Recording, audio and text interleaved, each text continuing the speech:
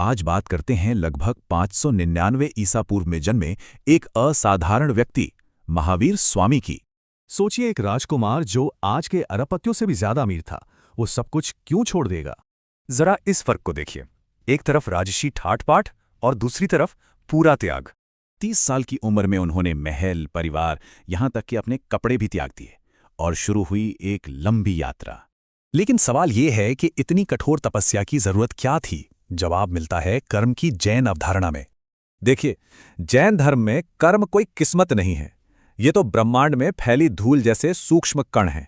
हमारे गलत विचार या काम आत्मा में एक तरह की वाइब्रेशन पैदा करते हैं जो इस कर्म धूल को अपनी ओर खींच लेती है। तो उनकी वो 12 साल की तपस्या असल में इसी कर्म की धूल को जलाने का एक वैज्ञानिक तरीका था। और फिर 12 साल बाद उन्हें मिला केवल ज्ञान, मतलब सब कुछ जानने की शक्ति। और इसी के साथ वो बन गए महावीर, यानी महान नायक, और जिन, यानी अपनी इंद्रियों पर विजय पाने वाले।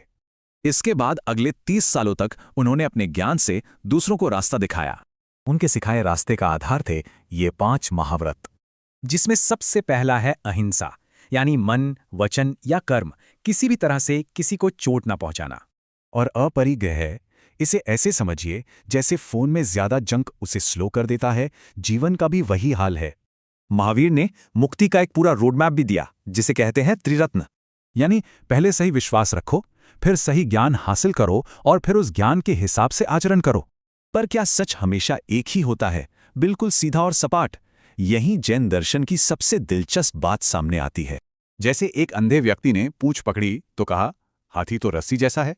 जिसने पैर पकड़ा उसने कहा, नहीं नहीं, हाथी तो एक खंबे जैसा है। दोनों अपनी अपनी जगह सही थे। यही है अनेकांतवाद, यानी एक ही सच के कई पहलू हो सकते हैं।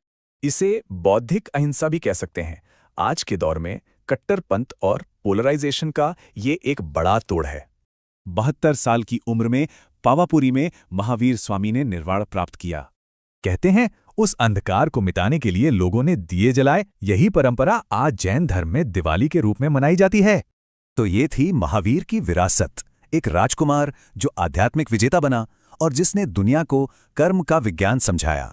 तो अगली बार जब किसी से असहमति हो तो ये जरूर सोचिएगा, कहीं आप भी तो हाथी का सिर्फ एक ही हिस्सा नहीं देख रहे।